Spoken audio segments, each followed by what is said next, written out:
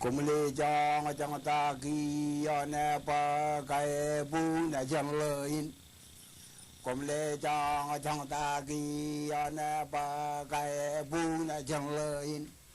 Ajiringi ta le manu ta la toi wa toi jiringi to la wi ja le ga la ga ji ra mi pi na ka bu lang lang ni nge mu nan go ro nan go ro nan go ro nan guru jo do wat nan go ro jo da ga la abung do ane ma karra ta ba dai do le ji li ye ai ni jibril do wat Komolan lale tokole pendre kageri nim jabi utang ini mukado jara ni komla guru jila komru jimran ran ge yan nang me ran ge gilo ini ran gai wa ini binin tana amala la biro binin jika jaga jagi janawan jika jaga jagi ini gejala itu mur mani ini matang lagada malangir gole jibugi togi jibugi mani rai dilie lagai dilie ole agam kala jale iligi jale no to mayal jana magargi majala bungi lino amajada ane kaini ane la tagi yang takala tagira taga jone majala batago muru yari tarwa golawi nga golawi raga jabala taga menru jogorino jogorno bigidu kala go yaude gajan ligini kaden ligi jaragilo nagara ini wama na jawa boje me jaraga dalago jalaro dione metoin Elibatan laga wajah itu lama tiga cini kali. Aku cara kacan warna jama kapalang lalu katan rally merada lalu lain giam teriang lalu relang ini yang je tagi yang je tagi rokom lagu teriang muru ya lamarein capala kemuar yang loyur lagi nami melakat jigrang ban wain ni bigari tu ya lagi lamam tu ya jawalo puji kamaro lita buita ini me jigragi toni najim tog mai jimin re dal delia capala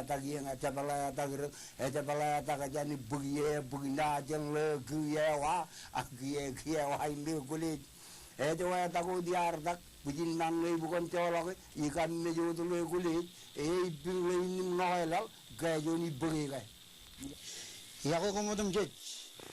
virtual nalele program yon meja to imjan laure to meja to in kiye program ini kanan rajang chabre dar mit ikichen alben magdit gein wuj raj wala wijin eno take kum kanan rong imek ga raj wala ikichen chaban kanan Pwena do chabre nan ko katido to kagingan program in email ang magdo ko kumna loy ijil lagun game ko im rajber yumundal imonagan Robert Ramos Enterprises eoi me kamagdo awleben magdo gain an alele program yon me jado to ilo dialin chage jubulyo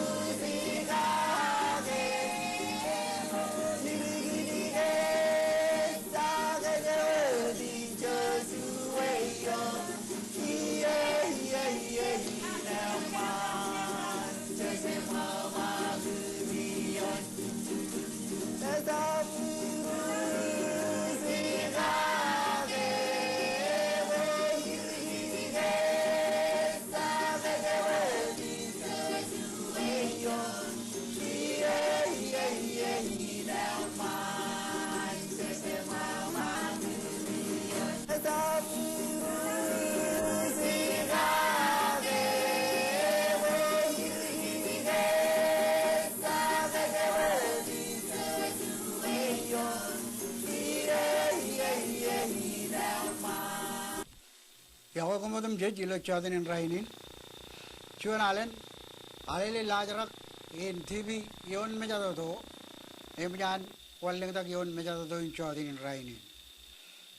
ngan kabalok magdin aroj ilo lajrak in chaknan bagianin giya ilo dan alele aroj kap reserval roji nganar karwain inek do kum rodum jej imim jair pejagdo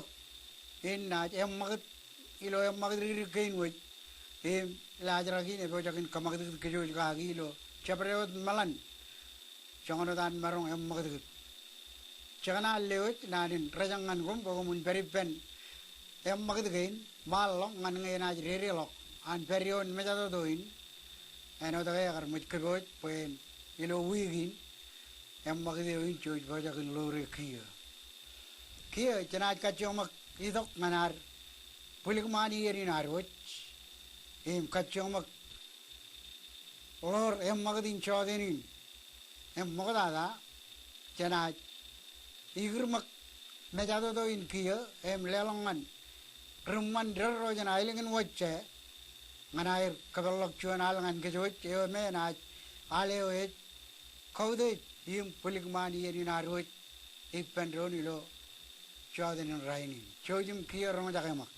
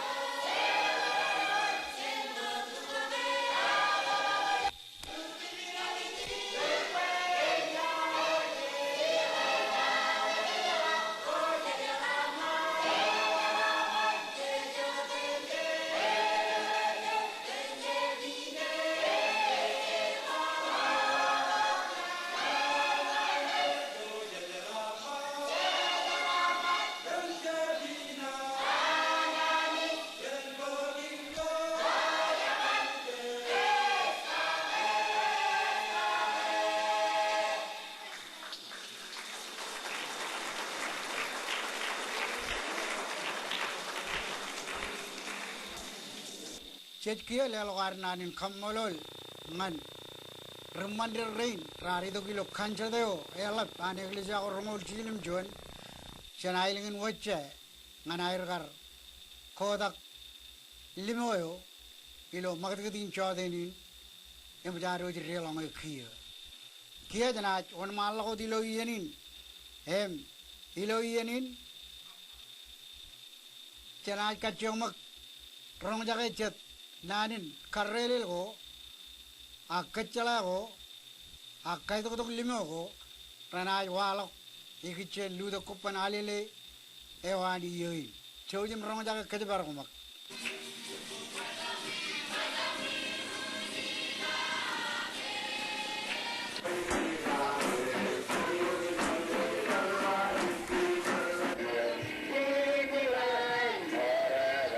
ilo na jogo jin na ibar cici di na roi kau dai jin kaji barang meur manit mangai kajin imole kabel kwar eno to ke mjan kini nar lal re im ko pene bo aleng ino ko jiji nar ngalu to ke ko panalili ken minin chino am register dan timi nukuro yawam parano timi na lewam ilo alele museum na kamani yenu kure gaini imal gaini ilo cebetan ba chuan rani ni yin ngancabare de yor wa kar register yadam nganin chie ye bo wain imna kamana ilo ga chirungul chuan rani ni yin ito ngana lele yin bok chuan am gujala yalang ko na peri ilo yin chie ye bo kar garin ito chuan ito olive elas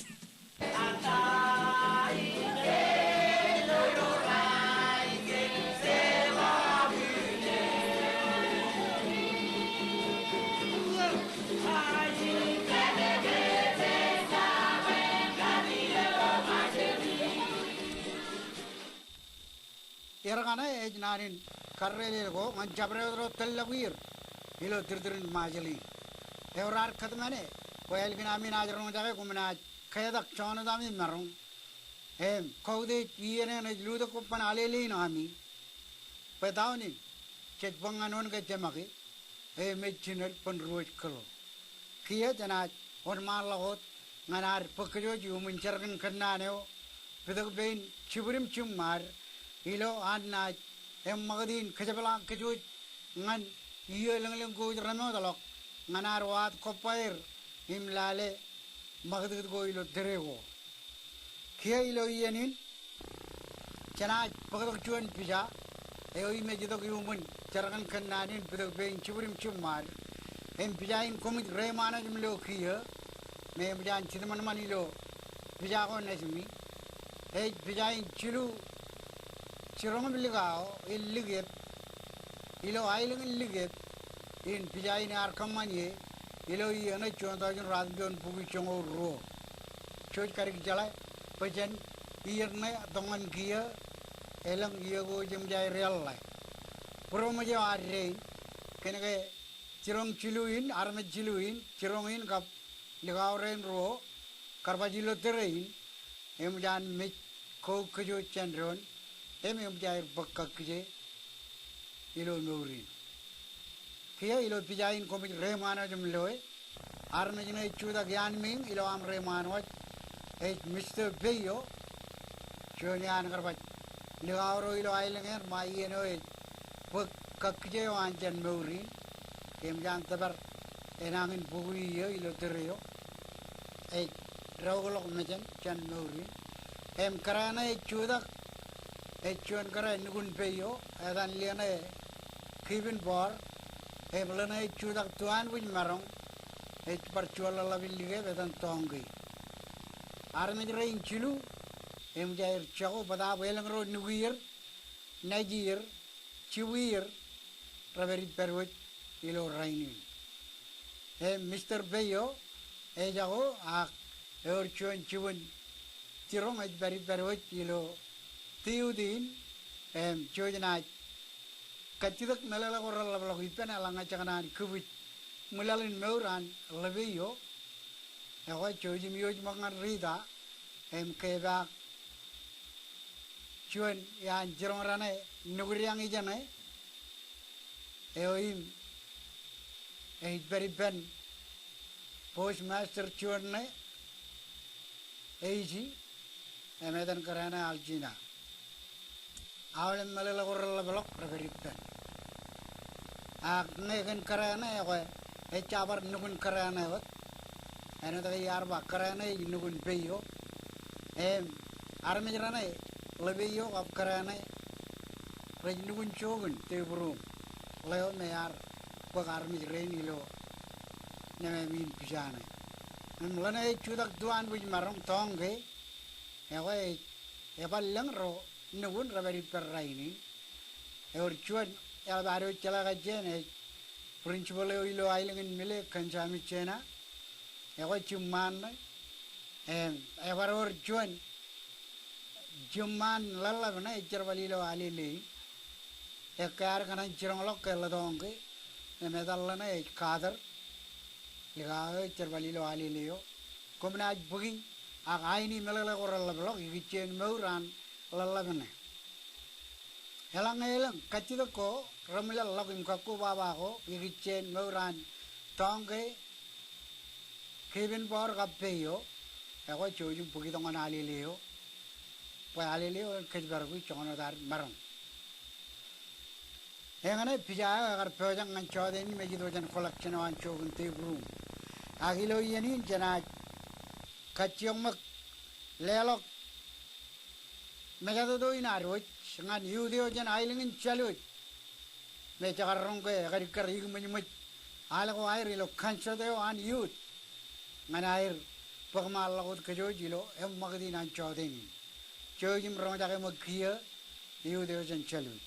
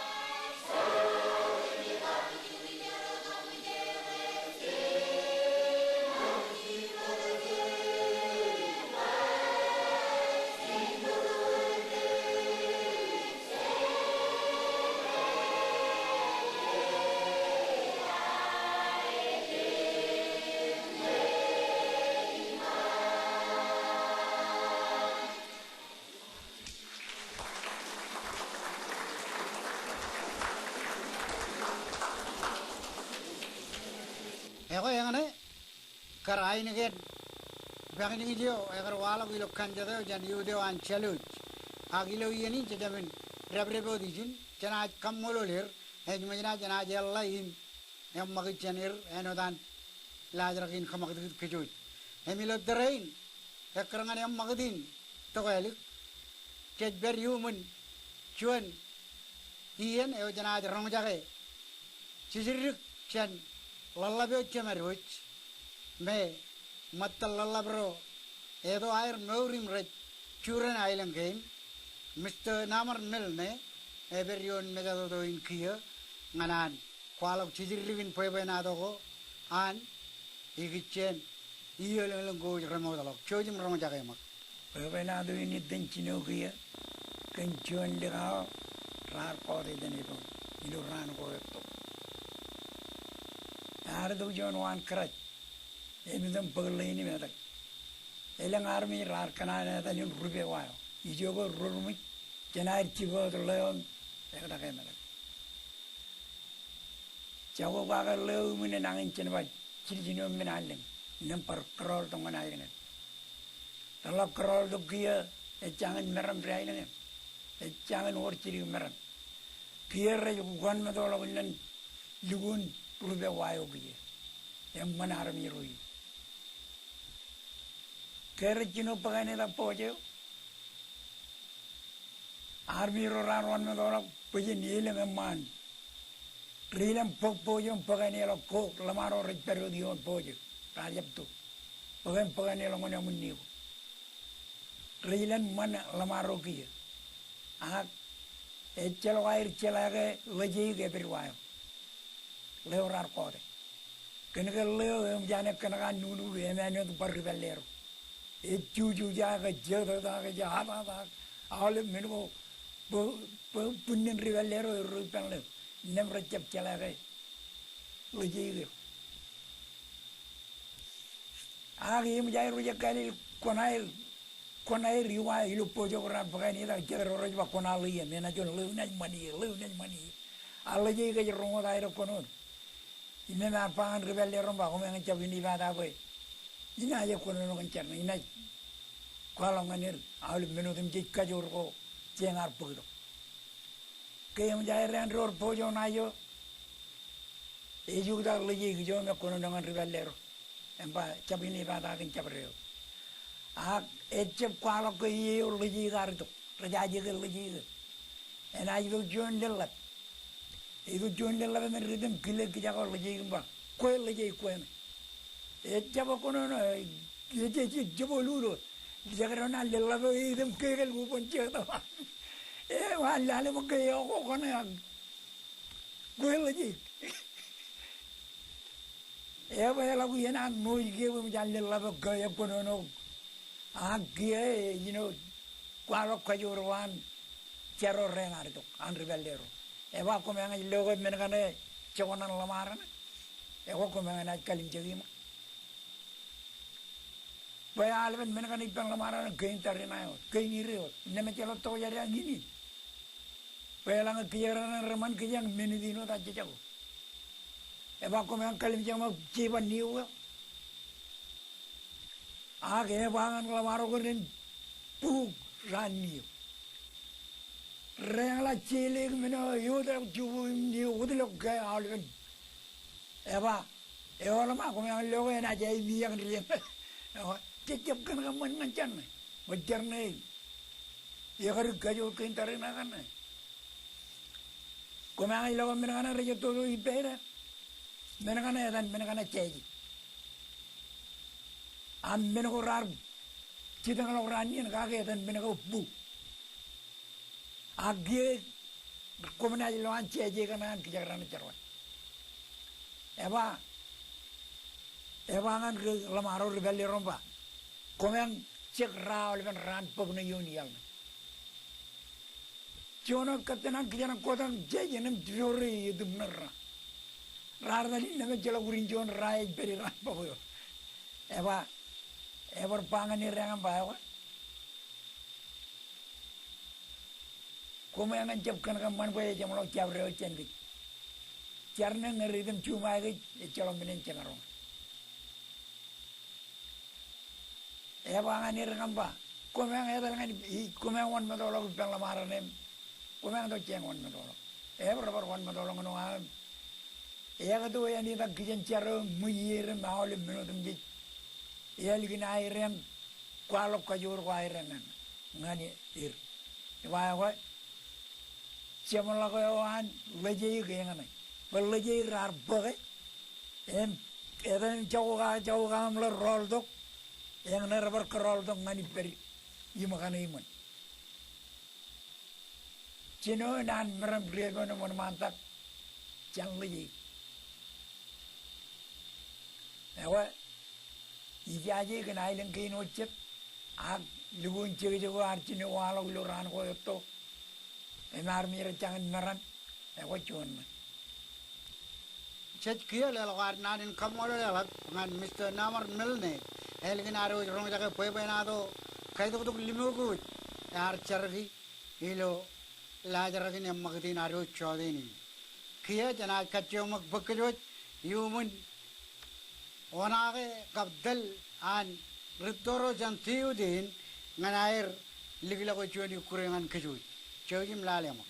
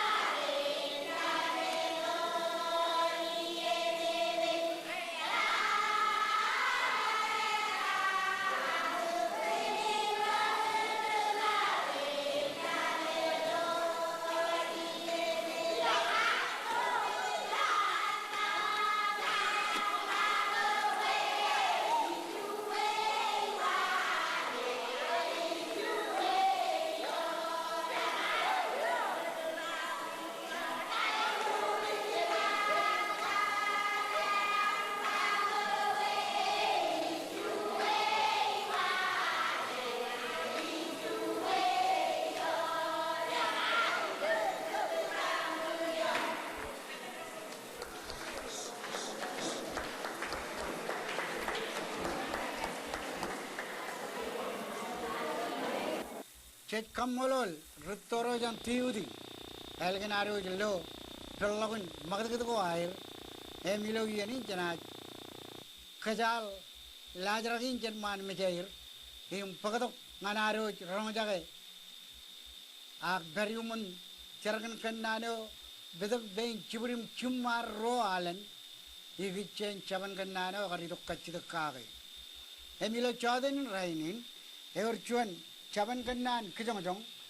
emja laure dok tebulin kachidagin em alele lajragin em magdewani lo tibi yon mejadodo ejamin kajolya na pujrak em kachiyong tebe yage chongono dan marong ewe dano garidok kachida kage jwa tanalele nanin naun kia magdadin na kachiyong kimlelegi alajragin chongono dan marong nanin naun echuan nan elak ebraino dalab hukujan kinaga nanin maun echarbale dilo yen kaidak ajri ro melele nanin kaidak tarina ego an ritoro are Enotoke ilo majalin arang ilo ran kor modalok bugu iya road no raur tarinae againum man elang nei celok tarinae ego eoilik enen eoilik yuri agalang nei celok eoilik ego ibogdir tarinae innam nanin maun ej mattan aun wala ko raj kamakdagi jet tarinae ko ragajor mialat pum pung ilo lal jabin arang majalailan malelai nanin maun echuan chidban peran eoim kot agajo ko jan pelagin lalin ngan chuan arme jorodana agar jab riveran ag chuan arme jorodana rilalbon ag chuan arme jorodana echlo kalwan ilo ien kaidagin man bananin maun e walo elgina mani ni aganchin peran em kirdok chuan chidban peran eoim echlo uan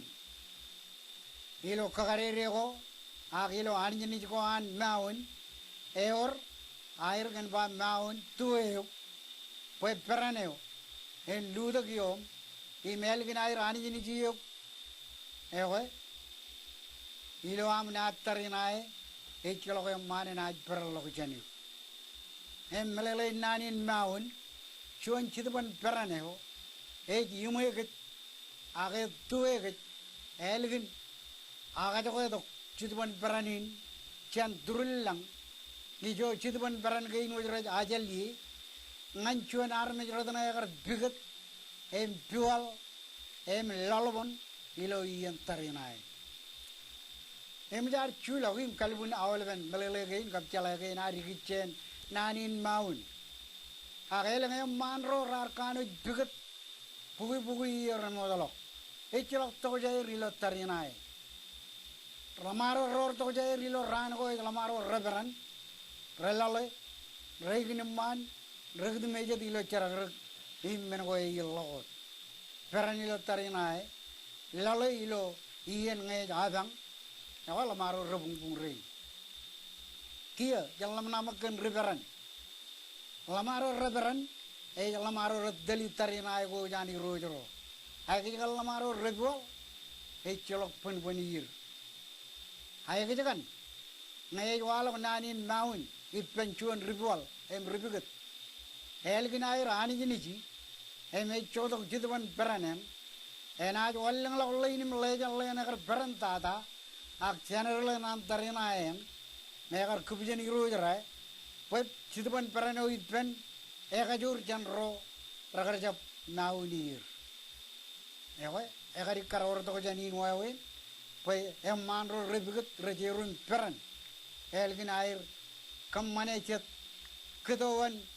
peran nganer human air ani ini jir kan chidban maudin raj mauni arme je chabilo tren tarinayo poreno dilo tren ajriran raj lodak khairaj anchin peraner em tudu mair virkager raj maunir peran ngir tolok menagain ro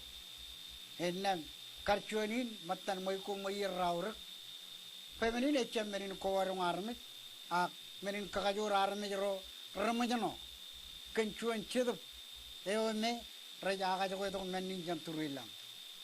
nam ran gain bolin chelok nanin maun ak melelein nanin akari to kajita kagai ta melelein maun chuan cheduban peran eome agar jab anar met ak raj aga jogo to ilo iyalin tudu mair girik ne jola ta ajri ro kab ilo teren khaida engin melelin nanin maun em ke kajidak boyalang elang kokko bawa ko chabain kanulele ho chojim lido chen chabreo durga chumai I balagin majelin nganair koba ilo chigin kedebar winar hewa janaj ror chaban kan nanin maun em janaj on malagot nganaro rong jage ilo yenin chuanal chen yudewan ligit agar matan chuanian yudro ragar itu kilo moyong togoan yud chen egli jago rongol jinim chuan nganairo bulim kami mau tu cakare ujala ilo tiren ketebar are wai coyim rong jakai mo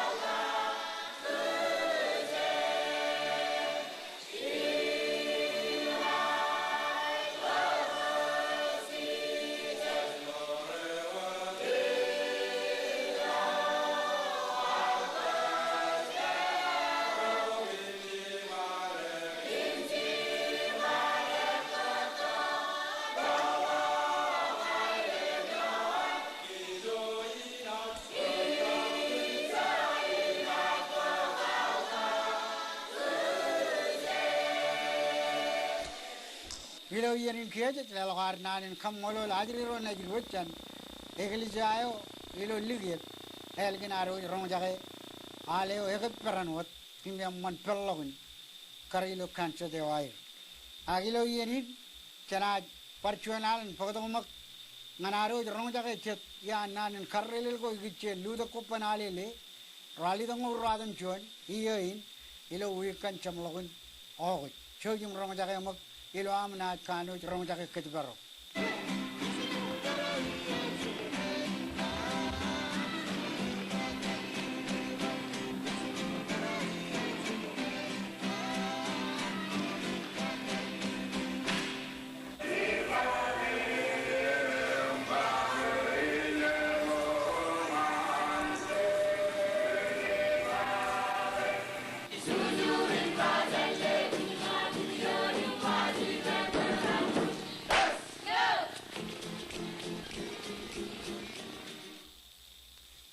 na jogo jin na ibartiche dina roi kaudo jin kaji barong nur manet mangai kayin imole kabel gwar eno to ke mjan kini nar lal re im koy pene bo aleng ino ko jinar ngalu to ke kopana lele ken minin chino am register tan timin kuro yawam parano timin alewam ilo alele museum na kamani yenu kuro gaini imal gaini ilo chebedam ba jon rani ni yin ngancabare yo yor wire kar register yadam ngayin chie ye go wayin imna kamana ilo aga chirungul jon rani ni yin ito ngana lele yin pagchuana mujala yalang ko na peri ilo yin chie ye go kar ito sion ito olek elas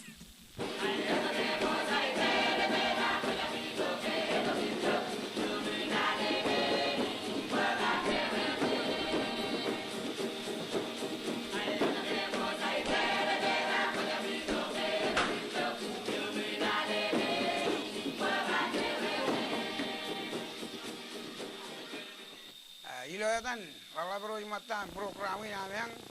kami ko bato kipen awale ben pro imre chura ke iljum chakala jo ngan ailen kinar kami kanalo yam nan niya ko kap leo jam barano claim kaudi preteno alalinar ka awale ben lamarin regima laglo bodo an alile ka brin chemer im rechuram lage kajbarok awale ben charbal gein Kore berilo aleli narangan iljum cakla jo berodongan ailen kinar imangan ajri re nejire kejbaro na ilju ar kamolo arigre barano peri perijin timiyej besta timiyej ka ba mestangini bo kabrin wacet ror kajbar pijain kap awal ben min kunu nogin ngan kajbar hilju anaileng kain awai imo tokjin ana baranot pagadok chuan caban kan nanang rutoro nai nei ba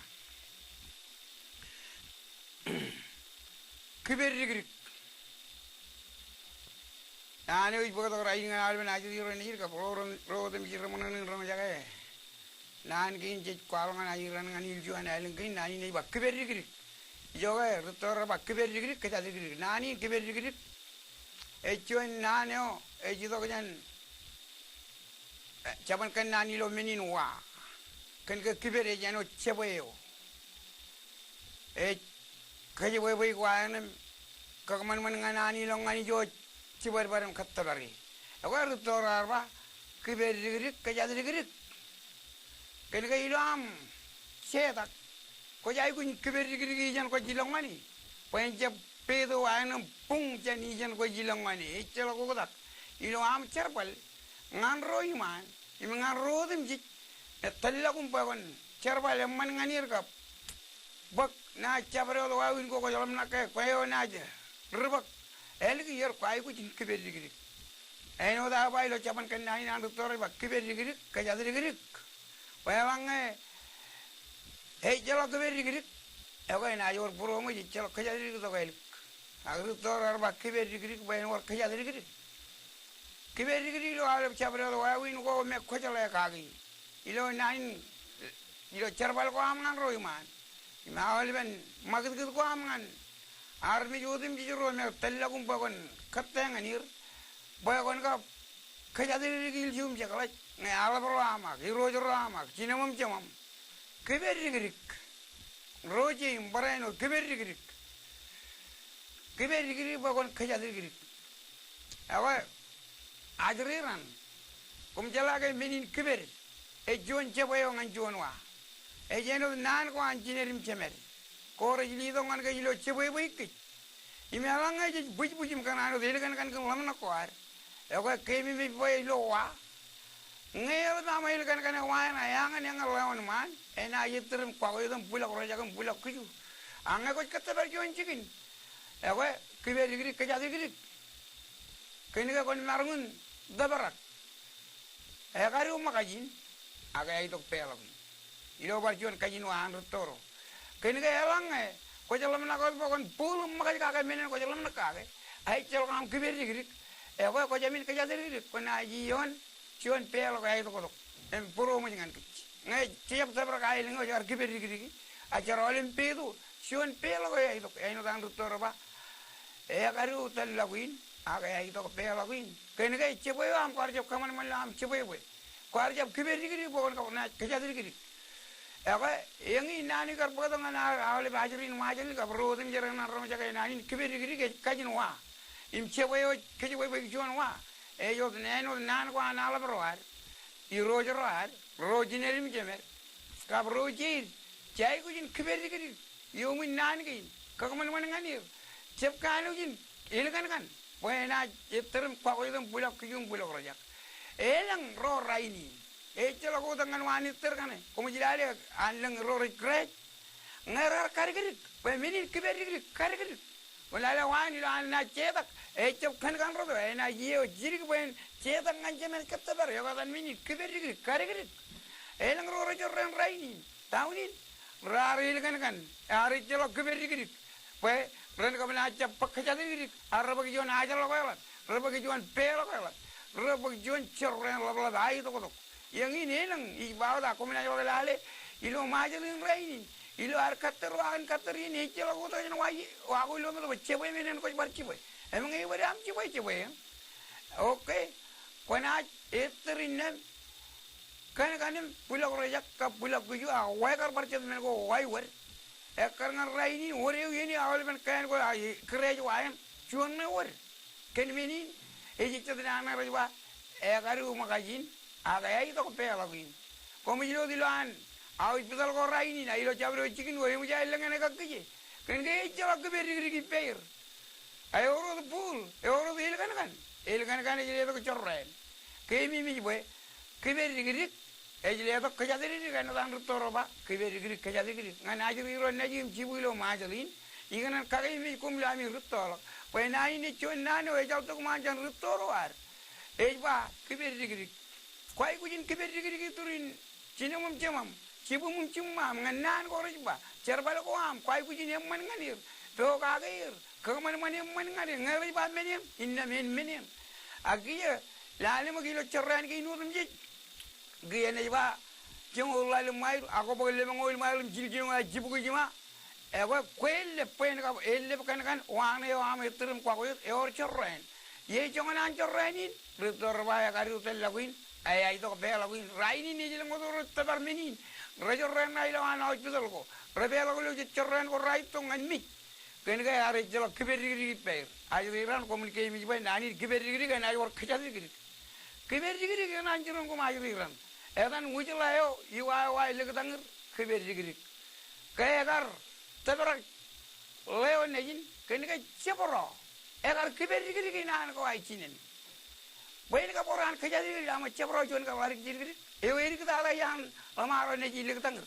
edagar bak chemla ko man boy ka biro ke rar ka tabarayar edagar ma ka tabarayar tabarayar kayo do eli ka ala ilo katter wi lo katter ay chinir egar chebanu chun egar joni man kap joni lik karangan rutto wai inam chepro peri lik da ilo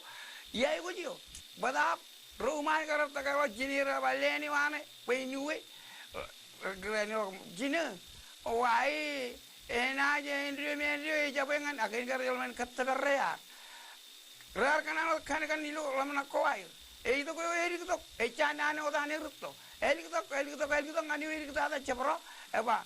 ijuwe wana neji leni tak wayang ne wachini har tengri giri har kiberi giri kap kajadiri giri kay ay or meno jine ni ay yalo mani mani indri ngay or har kiberi giri ro reji imar gatto ga ro imar meni ne meni kiberi giri cheche bay ku jine chei kap leiman ro kajuri chwar chei ku kiberi giri bay or kajadiri cheche bay ku jine kan ki cheche bay ku bayangan yang level man leading the low thing. Why in I quite? I mean, I hit them below Rayam below you. At Gerla Rebecca. At them to go back. I only make it with me cover with John. When I'm children can get young and young, quite with Kiberi. Weapon Maroon Tabaran was very. A Garu magazine at 8 of Pelagin. Nature of Kiberi, Carrigan. Away, everyone work at it. Where Kiberi, I left Kajadi. A no anger, several Tabarayar. Mengi wal kita ajen angkar kiberi di turi jinin peoka ke jinin tahu akar pergi akar pergi cuma lo winin akar pergi kiberi di wajalayo wah lihat angin lari kerang dan wajalayo kiberi di yang cuma akar pergi lo kerja di apa awal lari kan majul lo naya cara ren kemi mi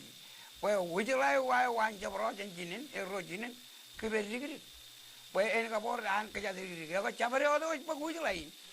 bag lamana kain ramani lo an kiberi ki tur hiro joan ala bewan uji chinen kemen en ajoran kerja diri to wen ngi nanu yar pagado pues ji wi chimo lamna kage ilo ar pagin kajbar wi pues ngaji rung jap kaman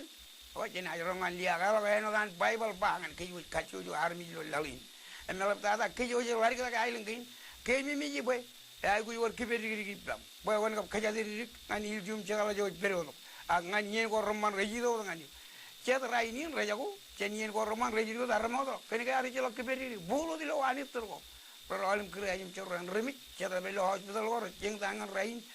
jelo kiberi ki anga gar war kiberi ki na war kajadiri ko ngin chaman kan nani gar pagado ngan ko modim ji boy cheno jin chimolam na kai ga un rutolo kan kiberi ki boy war kajadiri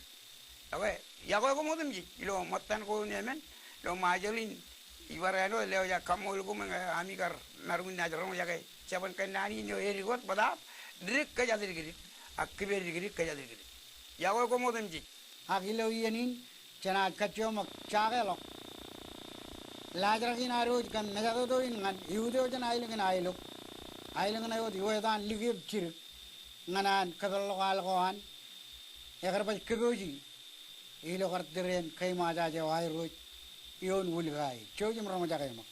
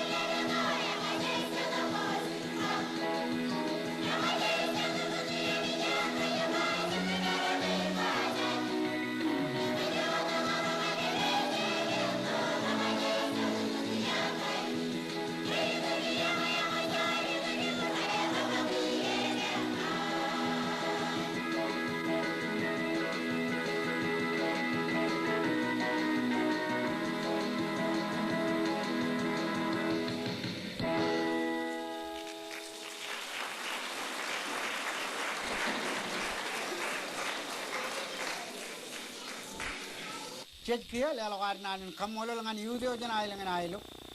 eno take egar yudio in egar ketemolok hieni naro ion mejado doin hem cebro majin cirong ajum kia ke lajra ke nem magdewan alele tv ion mejado to em jan dum mujig ken kejoj ilo chemolok in alin an yudio jana ilengan ailo komol yudio jana ilengan ailo kabal ben aytiro rar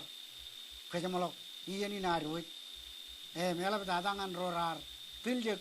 im kijadi pen program ina em magdin jan chinon tongan kia em jarut tabar tireo enana tada luluk coban kilar cel paraino lelo kamolo lelo ngan chikin ke tallagir modadangan national park services ijoi me chudak ligin program ke nana lele curage penjap ugobe janian nganien him kamololo chone jilongan kalajam micronesia sugure aroj me perion metroin kia him ilo aroj melele alaban kanan pokuna anchadien him tangto lojil ngiro ya karong kejo kenelo ngoawin magdgo imyo ken kajlu ngan chogun tebru memorial dress corporation eno daroj loi an ligjargi bijago kamani mejalogir elengi yogo jramodalo imyo elgi dada ime chabri dada ngan robot ray machine de puraije ijo ime kiki kabona ga im kejbaro kejoj ion mengo bunil magmagi ainot maurin charamman maurin udejum pungpung manid ko ar kajin ko ar I maalavan min ko punni raj berberion manit ilo di alin chaga jubilio